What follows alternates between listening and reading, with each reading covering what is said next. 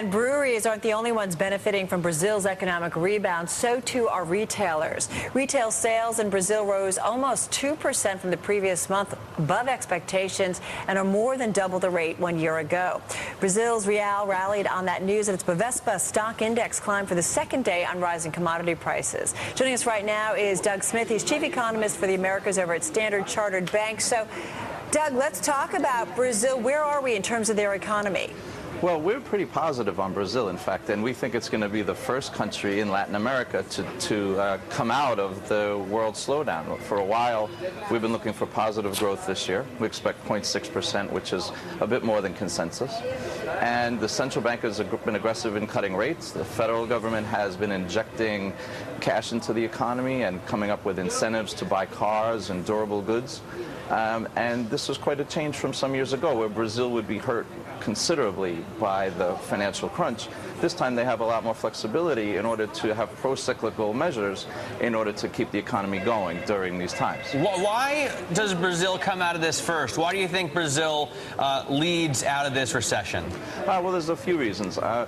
Number one, Brazil's banks were not really caught up in the toxic asset program. So there was some pullback in lending in the fall, but it quickly came back to the economy. And the government-owned banks also injected liquidity and provided home loans, auto loans, things like that. So that's one reason. Number two, Brazil is an enormous commodity exporter, and they have a very wide base of trade. China, in fact, is the #1 destination for Brazil's exports, and we see China's numbers are quite strong. And thirdly, you have, like I said, government spending and a credible, proactive government that has been able to, use policy in order to give the economy a boost when it needs it. Doug, let's talk about that aggressive rate policy. They've had massive rate cuts. Will that continue in your view? No. We think that the central bank is finished where it is now at 8.25. And that, in fact, we think things are heating up pretty quickly, and that by the end of the first quarter of next year, we'll start to see rate hikes. This is also a bit different from the market, but when you look at inflation in Brazil, it's very sticky. It has fallen a bit, but it is still only at the central bank's, the middle of their inflation target of 4.5%. Whereas in other places in Latin America, say Chile, you actually have deflationary numbers now. Brazil, inflation is very slow to fall, and we think pretty quick to rise. Don't you think, Doug, if they're about to raise interest rates and you're already looking at an inflationary situation, isn't it the wrong time to get in as far as an investor on the ground? Well, it depends. For one, it's common to argue that because industrial production in Brazil had fallen so much, people want to receive local interest rates because they think the curve is too steep. We disagree with that view. However, with domestic demand so strong, we think that there are ample other opportunities. We see the currency ending this year about 180, which we're almost there, in fact. But the end of next year, we have it at 155. So there are currency plays. And like I say, the banks are not affected by much of what's going on in the U.S. and in toxic assets, and as the economy is growing, unemployment's falling, there are more and more people that are coming into the banking sector. I use that as one example of a popular play. But Brazil's banks are incredibly profitable. All right, Deb, so you cover the Americas, the region. So after Brazil, then who, in terms of the Latin American countries? I think Peru is in good shape to come out of the slowdown this year for similar reasons than Brazil.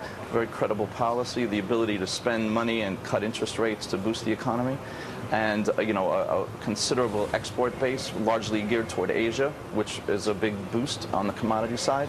And I think Chile as well. But Chile, the economy swings pretty wildly up and down because it's so open compared to, say, Peru or Brazil. But nevertheless, for similar reasons. So Brazil, Peru, and Chile we like as the top 3 countries to come out of the slowdown. Let me ask you, we just talked to a guest on set, James Cordier. He's an options trader, trades options on commodities.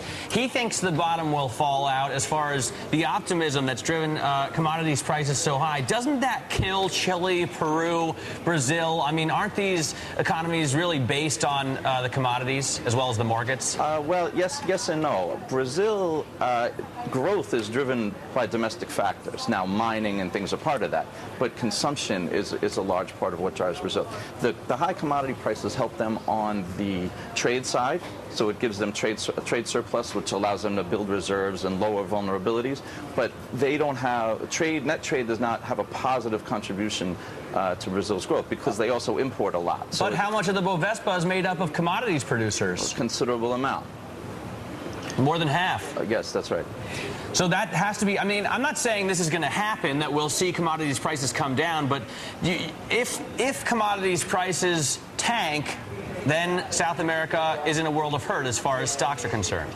Yes, that's true. And that's the case for virtually all of the stock markets in Latin America except for Mexico. They're heavily commodity-oriented in one form or another. Now, they do have a wide base of commodities, but if the whole commodity complex falls, then they will suffer. I mean, generally speaking, as a bank, we tend to disagree with him, and we're fairly bullish on commodities going forward, not talking about day-to-day swings, but with what we see happening in India, what we see happening in China, these are all, the fundamentals are all quite supportive of commodity prices in a broad sense going forward. Got it. You'll take the other side of that trade. Any day. All right. Hey, Doug, thanks so much for joining us. Doug Smith there, Chief Economist for the Americas at Standard Chartered Bank.